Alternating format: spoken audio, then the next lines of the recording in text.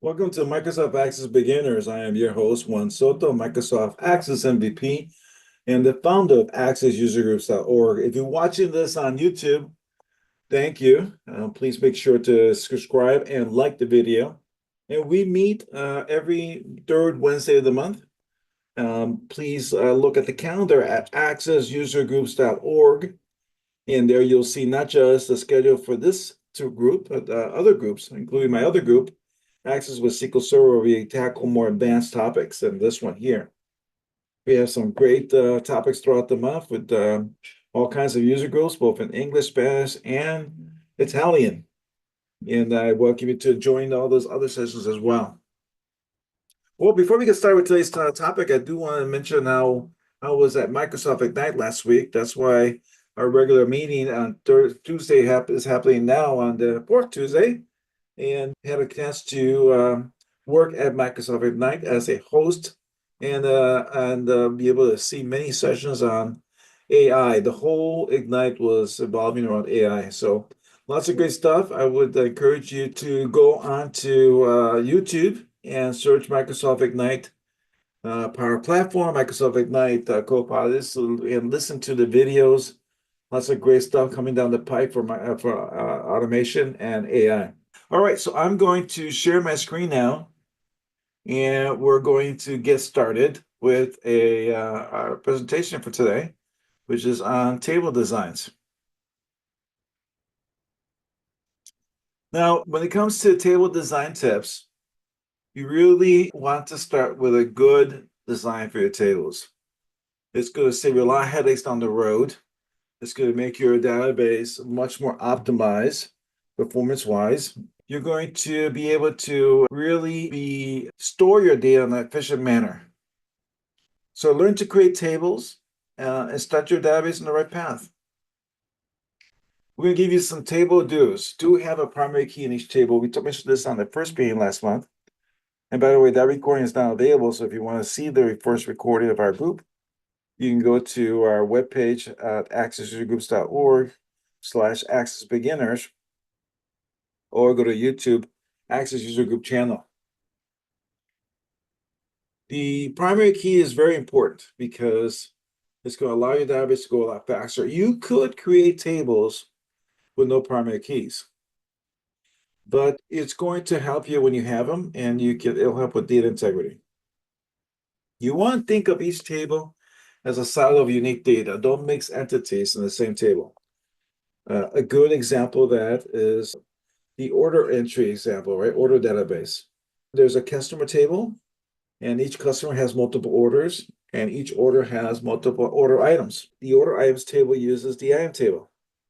So that relationship between customers' orders is called one-to-many, right? Because each customer can have multiple orders. Every order is unique. But the order header table can have multiple items in it.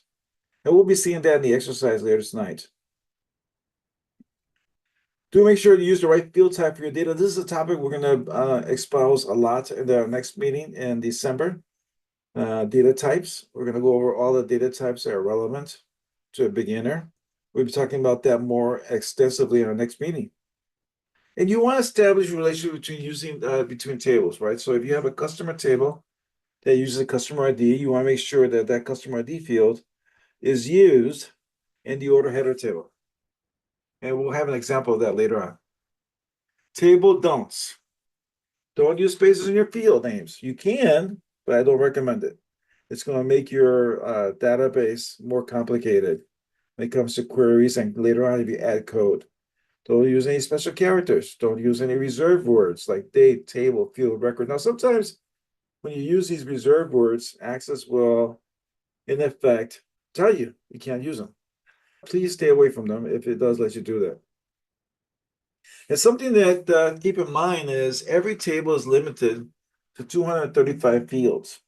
And I have yet in my entire professional career designed a table with more than 30 fields. So if your table is already beyond 100 fields, you probably not designed them right. You probably should consider splitting your table up. I've had customers call me up. I have a practice Microsoft Access. I have customers that call me up and say, "Hey, Juan, I ran out of fields for my table. I don't know what else to do." Right? And it's because of poor table design. So don't use all the fields on the table. If you do, you're probably not doing it right. And we talked about this earlier. Separate your data into silos. Let repeating data be your guide. And we'll see that in the exercise here. Keep the same type of data on the table. Don't mix, right? So customers will have customer names, customer address. There should not be order information in the customer table, right? Order date, order head, order ID, order number should not be in the customer table. Now, I put some tables here, some table names here. Can you tell what's in the table, right? Because there's customers, orders, order details, employees, and locations. So it's a good idea to name your tables so it's easily identifiable what the table is about. Don't make people guess what data is located in the table. So stick to names that make it easy for people to identify. And it's going to make your life easier as well. When you later on design queries or reports, it'll be nice so you can tell what exactly the table is about by looking at the table name. Sometimes you can't avoid it. Sometimes you have to dig into the data itself or check your notes. Always a good idea to use the right table. All right. I'm going to now show you some sample data, and we're going to talk about how to properly design the tables based on Excel exercise I have here. And move this over. Typically, people start with Microsoft Access after they've exhausted their use of Excel, right? I don't begrudge anybody who started storing their data in Excel. Heck, I've done it too when I started a new enterprise. I started with Excel because it's easy, quick, and you're able to easily store it, right, without knowing anything about tables or queries or anything like that. But as the business grows and your data accumulates, Excel becomes an issue. And in fact, this spreadsheet has some issues in it already. Now, remember earlier I said, make sure you keep a track of the repeated data. Let that be your guide, repeated data. Notice that I've got John Doe here repeated. He's got 4 orders in this table. So these fields all repeat. So these fields would go in the customer table, right? As well as the telephone number. So when you see patterns like this, repeat patterns over and over again, that's a good candidate to extract that data into its own table. So I would start with a customer table having these fields. And once you do that, then you're able to start putting those silos, right? The data into different silos. Now, there is a danger to not doing that, right? And this is a good example. Notice that the name here, Doe, is missing an E. And so when you ask people to enter the customer name over and over again, invariably, they might put in missing letters, or they might use different cases, right? They might lose the lowercase j instead of a uppercase J for John. And so there is a technique to avoid that using drop downs. We'll be talking about that more in December. Other aspects of this is that notice that this order number has a hashtag in there, right? We want to avoid using that. And there is a problem with this design because, as you can see, this is item 1, and this is item 2, and item 3, and item 4. And this is how people run out of fields for their tables, right? Because they keep adding items and stuff that's repeatable. So these fields would go into a separate table called order details. That would have a one-to-many relationship with the order number, right? So these two, this is one record in order details, and this would be a second record in order details. So if I go to the order details table and I look up the order number, it'll be under order number 1, right? I'll see order number 1 in the order details table, and I'll be able to see that these 2 items are referenced there. So you want to see repeated data, both vertically and horizontally. That's a good indication that you need to break those entities out into separate tables. And this order example is a great way to keep in mind when you design tables. Not all the time you'll be designing order tables. Sometimes you might be designing a production scheduling database where you have a manufacturing plant and you decide to create a database to keep track of production schedules. I've seen that happen many times. In fact, we cater a lot to manufacturing companies that use Access a lot. You'll be surprised how many manufacturing companies use Access in the United States. But when you're going to design your tables, think of this reference of customers, orders, order details. Customers have orders. Orders, therefore, must have a customer. You can't have an order in a database without a customer. So we call the customer table the master and the orders table the slave or the child table. Orders and on the other side also have order items. So we call the order items table orders header, and the order items table is the secondary table in that relationship.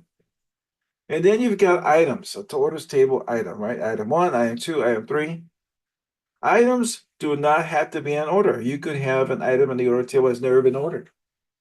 So they don't depend on orders, right? So we call the items table a master table as well. It's not subjugated to any other table. But any order item records will have to be referenced to an order. So it's always good to keep this analogy in place when you design your tables.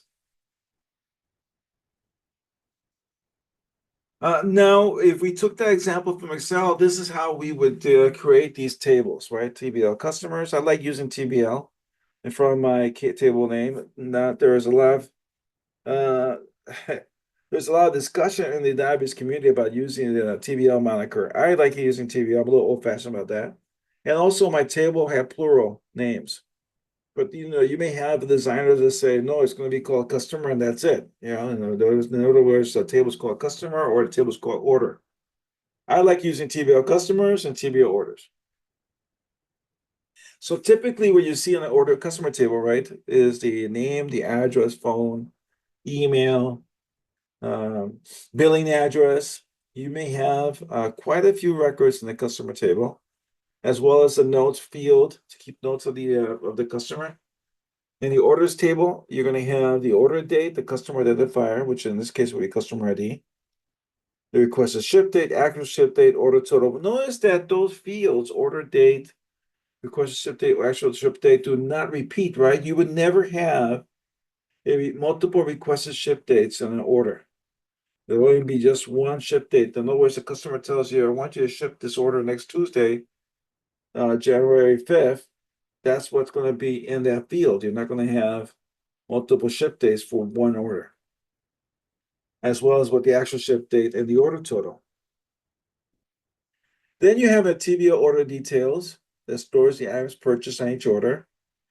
What was the item name? Item identifier, item ID, quantity purchased, item price, item total, notes. So order details tends to be a smaller table in terms of number of fields.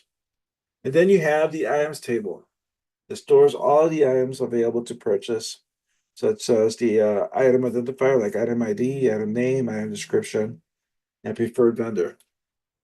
So I'm hoping these tips really help you get started with table design. In December, we're going to actually start working on creating tables in Access, as well as describing the field types. There are many field types to choose from, and we're going to talk about what is the right field type to use for the data that you're collecting. Until then, this has been Juan Soto, your host for Microsoft Access Beginners. Please join us live every second Tuesday of the month. You can check our schedule at AccessUserGroups.org. You can sign up there for our newsletters. And you can join us on LinkedIn, on the LinkedIn Access Beginners group. You can search for Access Beginners, Microsoft Access Beginners. And please join us with the discussion online. So long, everyone. Have a good Thanksgiving.